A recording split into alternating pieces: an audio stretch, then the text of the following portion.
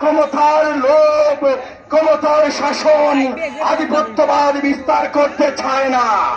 ছাত্র শিবির সকল ক্যাম্পাসে সকল ছাত্রদের অধিকার বাস্তবায়নের জন্য আদর্শিক লড়াই করে জীবন বিলিয়ে দিতে সদা সর্বদা প্রস্তুত।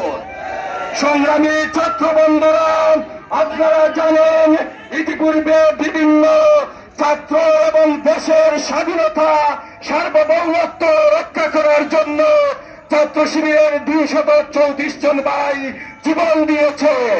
সংগ্রামী উপস্থিতি, ছাত্র শিবিরের লক্ষ লক্ষ জনশক্তি বাংলাদেশকে রক্ষা করার জন্য তাদের জীবন দিতে সদা সর্বদা প্রস্তুত। বাংলাদেশকে স্বৈরাচার মুক্ত করার জন্য জুলাই বিপ্লবে সাধারণ ছাত্র জনতাকে সাথে নিয়ে ছাত্র শিবির তার অধিকার বাস্তবায়ন করে নিয়েছে।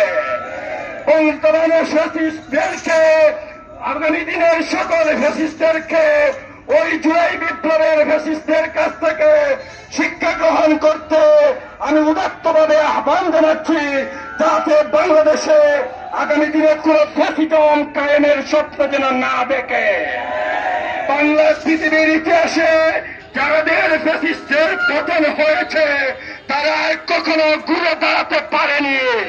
বাংলাদেশের ফ্যাসিস্টরা বিভিন্নভাবে বাংলাদেশকে নিয়ে ষড়যন্ত্র করছে, যে কোনো সময় তারা পাশ করে বাংলাদেশে ঢুকে পড়বে।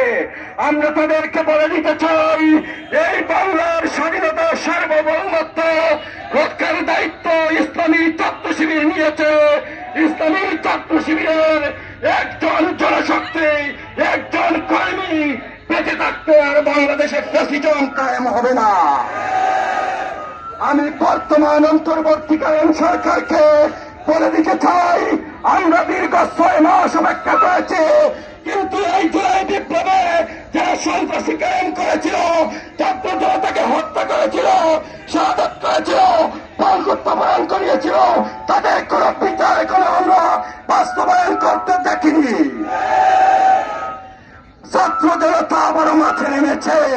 ছাত্র জনতা যতক্ষণ পর্যন্ত ওদের বিচার নিশ্চিত না হবে ততক্ষণ পর্যন্ত ঘরে ফিরে যাবে না। আমি বাংলাদেশ অন্তর্বর্তীকালীন সরকারকে বলে দিতে চাই, সকল শিক্ষা প্রতিষ্ঠানে শিক্ষার সুস্থ পরিবেশ নিশ্চিত করতে হবে। ছাত্র সমাজের অধিকার আদায়ের জন্য আপনাকে পদক্ষেপ নিতে হবে। প্রত্যেকটা ক্যাম্পাসে ছাত্র সংসদ নির্বাচনের মধ্য দিয়ে ছাত্রদের আমানত, ছাত্রদের দাবি আপনাকে বাস্তবায়ন করতে হবে। আমাদের যে সকল ভাইয়েরা আহত হয়েছে এবং যারা পঙ্গুত্ব বরণ করেছে তাদের চিকিৎসার ব্যবস্থা এই অন্তর্বর্তীকালীন সরকারকে নিতে হবে। যারা শাহাদত বরণ করেছে তাদেরকে রাষ্ট্রীয় সম্মাননার আওতায়, রাষ্ট্রীয় স্বীকৃতির আওতায় নিয়ে আসতে হবে। বর্তমান পূর্ববর্তী শিক্ষা কারিকুলাম কে বাতিল করে একটি সুন্দর শিক্ষা বান্ধব শিক্ষা কার্যক্রম, শিক্ষা ব্যবস্থা প্রতিষ্ঠা করার উদাত্ত আহ্বান জানাচ্ছি। সংগ্রামী ছাত্র বন্ধুরা, আগামীর সকল ছাত্র এবং জনতার অধিকার আদায়ের জন্য ছাত্র শিবির তাদের সকল কর্মসূচি অব্যাহত রাখবে। আজকের ছাত্র শিবিরের 48তম প্রতিষ্ঠা বার্ষিকী থেকে অনেক দূর দূরান্ত থেকে যে সকল ভাইরা আসছেন তাদের সকলকে ছাত্র শিবিরের পক্ষ থেকে আন্তরিক মোবারকবাদ এবং ধন্যবাদ জানাচ্ছি।